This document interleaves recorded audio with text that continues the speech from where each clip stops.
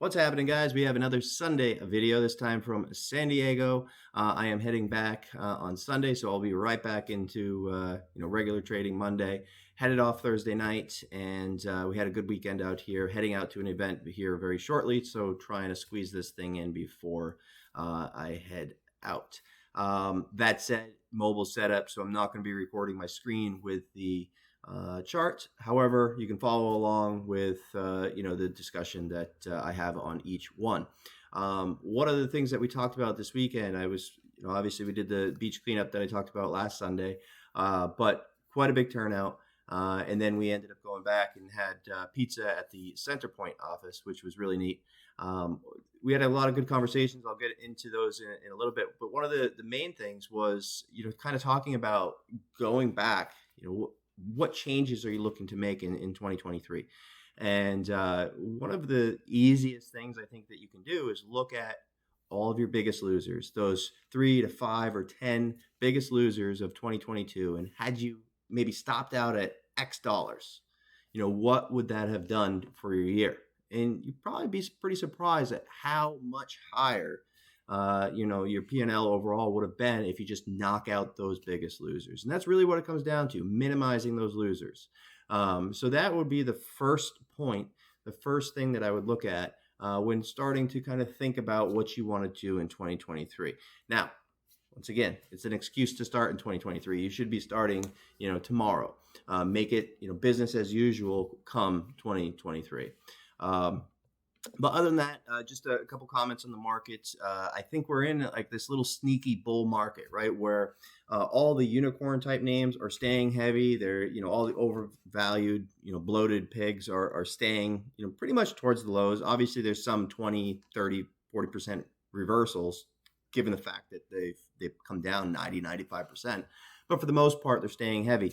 However, then you've got these other ones that are starting to really trend. And what I've noticed, obviously you've seen PDD and JD and FUTU and all the China names are in a crazy bull market right now. But now those small cap, or not necessarily small caps, but smaller names like TME and HUYA and all those other China names are starting to play catch up as well. So if that starts to go down the line, we're going to have quite a few names to pick from once they start to reverse off the lows. Now, one thing that I've noticed is the similarity between all of these reversals is there's that one transitional day. And so for an example, if you go look at the daily chart on, and this is unrelated to China, but Tilray, TLRY, and CGC, there's that one huge volume day. Then it starts to consolidate, it pulls right back, but it never breaks that low. And then it starts to continue to get soaked up from there. And it's at the highest point that it's been since that day. And I think you saw the same thing with XPEV. We talked about that in the room with the fact that it was tracking for pretty much the average daily volume before 10 a.m. And therefore, it ended up doing the highest volume day ever. Back 2020, I think it was 162 million shares or so, and I think it ended up doing 172 million shares. But being able to realize that today is different. Today has much more volume, and it's only 10 a.m. We're already at the daily volume. Then that's going to kind of give you that idea that, hey, this could be an outlier type day. This could be an outlier opportunity. And obviously that went nuts. And there was a great trade both on the long side and the short side. Then it consolidated, and then the next day, Friday, it went nuts again. So the biggest thing with these is, one, understand that there is that transition day where there's this huge volume. And then if it gets soaked, don't underestimate it, because we're in a different market right now. Things are getting absorbed, and it's not just these one-day wonders where then the pops just, start to fade off, and that's that. That has worked, and it has been doing that for the last, 6 months, 9 months, 12 months probably.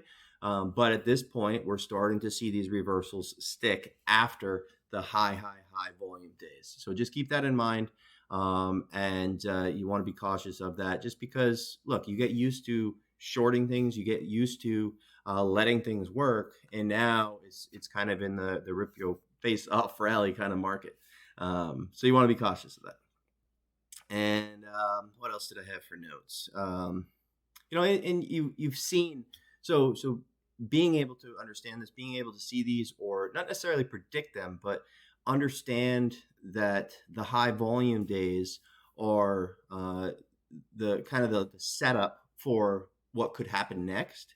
You've seen CVNA, maybe 2 or 3 weeks ago when it had that 40% move, and then another, I don't know, 20 or 30% after that. You saw NEO, you saw XPEV, and then most recently you saw AMC, which was on Thursday, where it finally the volume started to pick up. It went into a circuit, and then it just soaked and soaked and soaked, and took off.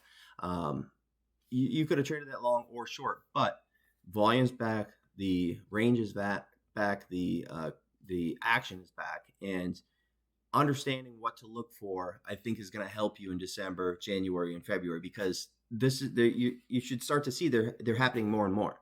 And by getting prepared and knowing that we are in a market that we're starting to see some reversals compound, then maybe you can take better advantage of that upside. So just keep that in mind, and that's also a kind of a note to myself, because there's been some great long opportunities, and obviously I've missed a few of them. XPEV and NEO. I wasn't around on Friday, but really nice opportunities. And the one last thing about those is just be cautious off the open. It's easy to go back and look in hindsight, and yeah, it would have been a nice long, but it's also difficult because sometimes you get this first candle and then it just goes the complete opposite way. So just be cautious until 9:45, 10 a.m. plus. And yeah, sometimes you're going to miss maybe this layup trade, but it's going to keep you out of those headache days where, it's kind of a gamble off the open. So if you look back at XPEV, there was plenty of action right off of 9:45, 10 a.m. plus after that exhaustion move happens. So the biggest thing with all of these, the common link is that there's been a blow off move on all of them, and you don't have to find the top. And once it blows off and it sits back and it stays heavy, that's when I'm interested in those trades. Otherwise, you have to be cautious, because if you look at AMC on Thursday, we were talking about 820s, right? Every time it came back to 820, it soaked. So you should assume it's going to, basically base there. Yeah, it's possible it stays heavy, but you should assume that it does. Otherwise, if you're starting to assume it's going to break down, you're going to start to scale into basically what was maybe a good trade, but get kind of overloaded too low. And then when it starts to take off, you're going to have to make some emotional decisions. So that one was pretty clean. 820 to 850 consolidation was sort of that channel that we talked about on Thursday in the room. And from that point forward, once 850, which was the prior top of the channel, became support, it took off. We had that 9 parabolic move and started to fade. So after the parabolic, forget 890, 915, forget all that. Even if it was 880 or 890, you still had a nice steady fail, and you're only risking maybe 10 or 20 cents for the potential if it unwinds back to that 820, like we were talking about in the room before I left for the day. It's a pretty good. That's like 7 to 1, maybe 8 to 1 in that situation. So again, let these things blow off. We're in a market where tape can be thin, reversals are thin. You don't want to get taken out. So last 2 things I wanted to talk about during Sam's webinar. We talked about 2 things. One was XPEV, which I think was on Wednesday. And if you draw the lines on XPEV and you saw the support at 1040s, this is the same conversation, the same thing that we saw with AMC at 820s. So I want you guys to kind of get into that mentality of seeing these things. And, when it comes back and tests 1040s and bases, comes back and, yeah, sometimes it goes 1038, but that's not a confirmation. One of the questions that we got a lot on that webinar was, well, hey, it broke down under 1038. That's under 1040. Isn't that a breakdown? But for me to be confident that, hey, we're going to actually fade, I need to see it retest, fail, retest, and have some sort of stuff move. If there is not some sort of exhaustion move, some blow off move, some big volume that exchanges, and the offers don't budge, then I'm not confident to be on the short side with any size. And so if you look back, you go back to Wednesday, look at XPEV, draw a line at 1040s. And if you look at AMC, draw a line at 820s on Thursday. And that is the same point that we're going over, the same discussion, and the same thing to sort of be aware of, because if you know not to short, you know that's the base, and it starts to firm up, maybe you have a long opportunity out of that. And then the second thing that we were talking about during that webinar was that in this current market, we were talking about, some folks thinking that, maybe edge is gone, but kind of understanding that we are in a small cap market. There's only one or two main ones that are going. And for example, this week, TOPS, TOPS, and RMED were the two sort of main ones. I think that was Wednesday. And Wednesday or Thursday? I think it was Thursday. It was. And so RMED was kind of walking down and just kept on holding at 280s, 285s, 290s range or so. And so I was buying long, and I put in the room that, if this starts to kind of base, I like it versus those 280 sort of support level. And in the event that it swipes through 305, I feel like that's the trigger for the next, leg up. And obviously you saw what happened. It went to 5 after hours. I still have a position on that one. But it's a perfect example of what we're talking about, where it should have died. And if you know not to short, then, there's a potential long trade there. And that was the exact, sort of scenario, because in my opinion, TOPS was a difficult borrow. Yeah, there was some borrows out there, but for the most part, people are going to gravitate towards, okay, these are the two names that are running. This one I can't really get much size on, so I'm going to focus on this one. And if that one stops going down, where do you think it's going to go? So that was a great example, and sort of a real-time environment that we were talking about in the room. And the good part about doing that during Sam's webinar is I can go back to exactly what we're talking about and say, hey guys, this is that situation that we were just talking about. So hopefully that kind of checked the box for some traders, and if not, then we can go through it again. I do plan on doing a few more webinars here and there, just because it's I feel like it's a good time to kind of get back into doing those things. Just I like to recap some trades and go through what really worked well and what didn't work well. And I try to do that on Sunday video. I try to do that every morning on the broadcast, but sometimes it's good to have that back and forth with you guys. So that is the plan, to do a couple more of those, whether it's one or two per month or something like that. So for the second part of Scan, as always, I am not a financial advisor. These are not buy or sell recommendations, and this is for educational and informational purposes only. If you're not okay with that, shut the video off. If you're okay with that, good, keep it on, and we'll get right to it. Before I get into that, we had a lot of new members come on board for Black Friday and Cyber Monday.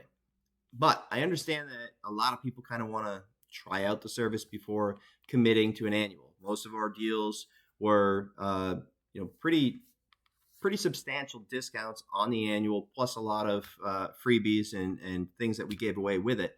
But I realize that not everybody wants to commit or is willing to commit without kind of seeing, on the other side first. So we have arranged something that is a no-brainer for only the first 100 people. So check it out. We have a deal, and it is in the link in the description. It is in the link in the blog post. But we hope that you take advantage of it. But again, like I said, we only have 100 of those spots, and it's going to give you a 2-week kind of inside look at how the room runs, what we do, what it's about, and hopefully you guys take advantage of that opportunity. Anyway, let's get right into Scan for today. First and foremost, AMC. Again, I'm not going to pull up my charts personally, but you can put up a daily and kind of follow along, or an intraday. But this is one of those where we just had 100 million share day on Thursday.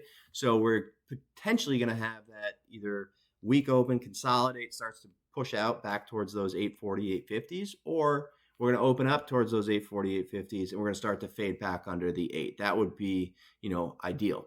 XPEV, this is, again, you got to follow the volume. So You can make two plans. You can be ready for both, but just be cautious off the open. I plan to trade XPEV and NEO over the next 2 or 3 days until things start to, settle down again.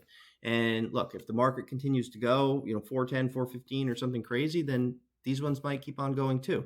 If the market takes a break and you see PDD and FUTU and JD and all these other ones come in too, that might put China pressure on these. So just be aware that you don't need to kind of force a trade. These are more of a trading vehicle, and what I mean by that is it's not necessarily an A+ setup, but it's an opportunity surrounding this big move that we've had, a 45% move, consolidate, and then another 20-30% move to follow it up. So there's gonna be trades around that sort of move for usually 2 or 3 days, and then the volume starts to kind of tighten up and it gets choppy. So I'm going to be focused on those. Gap up, parabolic move, fade off. If it starts to hold, I actually might try to get along on some of these. And that's been something that, I see it. We've seen it on AMC. We've seen it on NEO. We've seen it XPEV, and we've seen it on CVNA. So it's there. They're knocking. They're coming, and if these continue, it's going to be a pretty wild, December, January, February, like I was saying, but only if you start to kind of entertain getting long and scaling and letting these things work. So that is something that I want to focus on. It's not always my, what I'm strong at, but it is definitely something that I want to focus on. Other than that, on failed follow through, CLTL or CTLT rather, CTLT. Ideally a morning shove towards 52.50s. I would set a price alert at 52, 51.80, 51.50, just in case you miss it, just in case it doesn't gap up. But it does feel like one of those that's kind of on borrowed time. It's been straight up. And if the market stops going up, then, I think that would be a nice little focus one to possibly fade back towards the 48 level. Something like U, just the letter U is a similar kind of, it's reverse. It's gone straight up. And, the day that we can take some or at least see some profit taking, I'd like to participate in that backside. CVNA, I'm keeping on watch. I'm not necessarily bearish on it. There was an insider buy, and who knows if that means anything, but it just is going to be with what's going on. Does AMC continue to go? Does the meme start to go nuts? Does the market continue to squeeze out into the year end? And if so, then I could see this back over 10. But if not, and things stay heavy, it's been a great trader. Just like PLTR, just like AMC, all those are, I'm trying to follow the volume and the ones that have nice, clean intraday moves. Not to trade it every day, but when there's some big move, join the trend back down. GRWG, nice breakout, continues to go. It's been over a double since that first volume day. And at this point, we kind of faded off into the mid fives, and then it looks like a trap again. And at this point, we need to see some sort of blow off towards 9, and then maybe a sit back. So I'll be setting price alerts. I feel a lot like PRVB here, where I feel like a lot of people are going probably back to it every single day and trying to find the top. Once you stop trying to find the top, that's when I want to come in. So I would set some price alerts, whether it's, 820, 850 and 9, and then maybe 780 and 750. In those days, I think we'll have a nice, maybe a $70 pullback from the highs. So maybe it rips up 50 cents and then starts to fade back down and go red 50 cents, something like that. GEO was another one, GEO. That was one that I was watching for failed follow through. We got it. Nice morning kind of shove over 12 and then faded off. So I'd be looking for the same thing. Morning shove and then start to fade off. Possible gap fill. We had, I think it was Wedbush that upgraded it the day that it broke out over 11s. And it's been straight up since. And it's also been straight up since the Michael, I forget his last name, but the Big Short guy. The movie, The Big Short. It was based around him. But anyway, he had quadrupled his long or something like that. It's been kind of steady up since. So at this point, maybe some profit taking. And if that is the case, like I said, morning shove, ideally 20, 30 cents to the upside, and then fade back towards 11 or lower. KTRA, same deal. Morning shove, volume completely shot. So there is a catalyst, not really. Typically something that anybody cares about, but in this market, any kind of presentation, whether it includes data or not, it seems like it's a reason for people to hold in this market. And so that is Monday, and I feel like that's why it held last week. Obviously, it came in on Friday a little bit, but if you look at the volume, it went from 10 million to less than, I don't even know. I think it's less than a million shares. So it's definitely liquidity trap kind of potential if it continues to hold. But we'll see. This reminds me a lot of ONCS and DBGI, and it's a thin enough float where people know they're probably going to need to raise, and they end up getting on the wrong side. They get too bearish, they hold, and then they get blown out into a circuit halt. So be cautious with that. But if this thing pops in the morning, pops into that presentation or whatever, I'd be looking for it to fade and potentially join that. But again, it's very hard to get conviction with lower volume like this. Plus, like I said, go back and review your trades, right? In 2022, where were your biggest losers? By me doing that, in prior years, that's why I stay away from these low floats. You go back and find your worst trades. It's not worth it. It's not worth your time. Yeah, maybe you're going to make money 5, 6, 7, even 8 out of 10 times. But it's those 1 or 2 times that you get caught in a circuit halt or circuit to circuit to circuit that you wish you didn't trade any of them. So that's really one of the rules that I kind of put in place, is just not necessarily not to trade them, but just there's no reason to go crazy size. Just take the layup trade, in a non-emotional amount, and don't get too aggressive, and it keeps you out of trouble quite often. So other than that, for the long side, continuation type trades, RMAD, like I said, I still have a position on that. I had bought the dip on Thursday. I had bought the dip on Friday, and dual 22 million shares or so candles back-to-back days. So that to me says, hey, if they wanted to sell from Thursday, it rotated again on Friday. So, as long as dips continue to get soaked, this could still blow off and have a big move. That said, I don't want to get too bullish. So if it's kind of just weak and doesn't really do much, then I'm not going to, force the trade to be right and, stay in there. RLX, another one, nice breakout move. It's been a Judah divided champ has been all over that one, keeping a close eye since that 180 break, actually from the first day. But again, the reminder, the 180 break, and it's been straight up since. So we've been seeing a lot of these. And so there's been nice steady breakouts, slow and steady. The key is to wait for them to speed up. So, typically if I was going to join this, I'd be watching dips, maybe risk towards 250, something like that. But if I'm going to start to look for the exit, it's just like that VAX trade, VAXX this past week. I had got long. That was a big picture idea, and it went up, 2-3 days in a row. That fourth day, it just started to blow off. And when it blew off, I moved on from the trade. I did not get short. That would have been nice to do so. Other than that, PALI, this one has been holding oddly well. Again, you had that 60 million share candle day on the daily. Consolidates. It's been holding around 4. They've been holding it down. Maybe they're preparing something. Maybe they're not. But I am going to be watching it in the event that it does have maybe a weak open and start to rally back. I'm interested in long side. But other than that, it kind of feels, it could go either way. And at some point, they'll probably raise. Last but not least, VAPO, no position, but just monitoring it. Had some nice big volume day. I want to watch it pull back, consolidate 150. If it starts to base, then we could have a nice continuation trade. But that's about it. Like I said, I got a couple other staying familiars, FUTU, PDD. It's always good to kind of check those charts, BILI.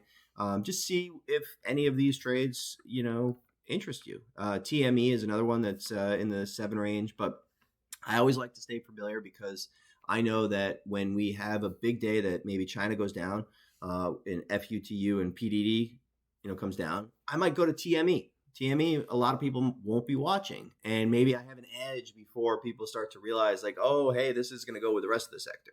And so I always like to put price alerts on those and get prepared for those. But last but not least, let's see. one of the first off, welcome to all the new members that came on board. And I appreciate you guys, and I hope you guys enjoyed the specials that we did this year. And I realize that there are a lot of traders that are not ready to commit for the annuals. So we don't usually do this. I think we did it maybe 4 years ago or so.